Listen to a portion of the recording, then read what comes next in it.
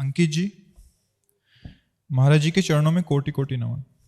महाराज जी, आजकल के जो बच्चे हैं जो संसारिक कॉलेज आदि में रहते हैं, आपका सत्संग सुनते हैं या संतों का सत्संग सुनते हैं तो उनमें प्रेरणा होती है कि वो नाम जप करें और वृंदावन धाम वास करें, बट माता पिता अनुकूल नहीं रहने के कारण वो वृंदावन वास करें इसकी तो हम प्रेरणा नहीं करेंगे, लेकिन हम कहीं जा नहीं पाते, पर हमारे हृदय में एक ललक रहती है कि हमारे जो नौजवान हैं एक थोड़ा तो सत्संग सुने, थोड़ा तो शास्त्र स्वाध्याय करें, क्योंकि अपने को वो ऐसे बर्बाद कर रहे हैं कि उनको महत्व ही नहीं पता अपने जीवन का। शराब पी करके उन्मत्तता में ऐसी गाड़ी चलाई, मर गए। ऐसे आचरण किए, गोली मार दी गई। ऐसे आचरण किए, जेल पहुंचा दिए गए। नौजवान बच्चे उन्माद अवस्था, उनको पता नहीं, या स्वयं ऐसे आचरण किए कि अपने जीवन को ही बर्बाद कर रहे हैं। तो थोड़ा शास्त्र स्वाध्याय और सत्संग हो तो कम से कम उनको दिशा तो मिले। जंगली जानवर जैसी वृत्ति हो रही है। जंगली जानवर को केवल उदर पोषण, मैथुन, नींद, बस इतना ही सुहाई देता है।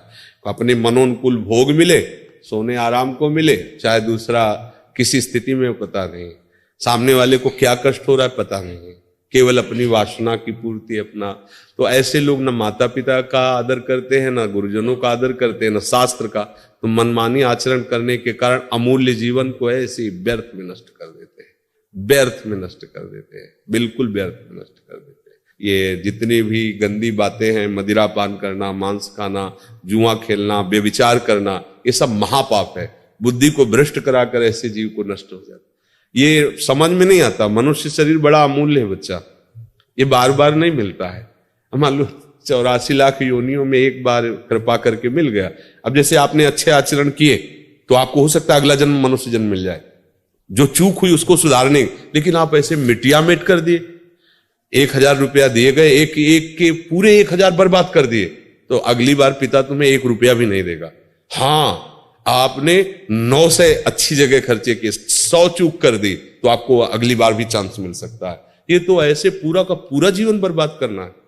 तो इसलिए मुझे लगता है सत्संग तो सबको चाहिए, पर वृंदावन वास करना या वैराग्य ले लेना, इसमें थोड़ा विचारनीय विषय है। गृहस्थी में यदि रह करके, माता पिता की सेवा करके, अच्छी कमाई करके, परिवार का पोषण करके धर्म पूर्वक चला जाए, तो मुझे लगता है कि इससे भी भगवत प्राप्ति होगी, और ये बहुत बढ़िया है। क्योंकि कलिकाल है, अपनी इंद्रियों को बराबर संयम में रखना बहुत कठिन बात है। पूरे जीवन संयम में रखना, भाई साल 6 महीना की बात हो तो चलो लिखित ले लो, हम गंदा आचरण नहीं करेंगे। आजीवन कभी भी अगर चूक हो गई तो संसार तुम्हें बर्दाश्त नहीं करेगा, कभी भी, पूरे जीवन में। अब आज का खान पान, आज का दृश्य, आज का समाज, तो नए नए बच्चे जैसे जुड़े ना, तो हम प्रभु से यही मनाते रहते कि बस इनकी रक्षा करना, इनकी बुद्धि शुद्ध रहे, क्योंकि बुद्धि शुद्ध रहेगी तो पार हो जाए। अब हम ये कम चाहते हैं कि कोई वैराग्य ले, अंदर से वैराग्यवान बने और गृहस्थी में रहे, कमाए खाए, परिवार का पोषण करे। क्योंकि देखो, जब कोई शासन करता नहीं होता तब फिर धीरे धीरे बुद्धि ढीली हो जाती है। अभी जैसे भगवत कृपा से अपने लोग हैं, अब जितने बच्चा बच्ची हैं आंख नहीं उठा सकते, अंतर और बाहर दोनों जगह से श्री जी संभाले हैं। लेकिन कल ये शरीर न रहे, फिर अगर वो स्वयं में परिपक्व नहीं है तो मान लो जो सेवा में है वो आपको कह सकते हैं कि आप ऐसा मत करो। जब आप मनमानी करोगे तो फिर वो क्या कर सकते हैं, क्योंकि आप स्वतंत्र है, आप अपने। अच्छा, अभी हमारा क्या, जैसे अपने बेटे को कहा थोड़ी जाता स्वतंत्र हो, तो इसीलिए लगता है कि आप यदि परिपक्व नहीं हुए तो आपको कौन संभाल पाएगा आगे। इसलिए चाहिए कि गृहस्थी धर्म में रहे। अगर मन थोड़ा भी फिसड्डू नजर आवे कि फिसल सकता है तो वैराग्य नहीं सोचना चाहिए।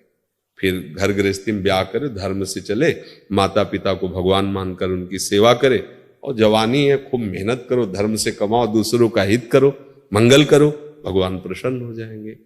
हाँ, वृंदावन वास या भगवत प्राप्ति, फिर तो ऐसी बात होनी चाहिए कि हमारे आसपास सारे विषय हों, फिर भी मेरा मन चलायमान ना हो, ये पहले चेक कर ले। क्योंकि ये आग का खेल है, इसमें फिर चूक हो जाती है तो बर्दाश्त कोई नहीं करता है।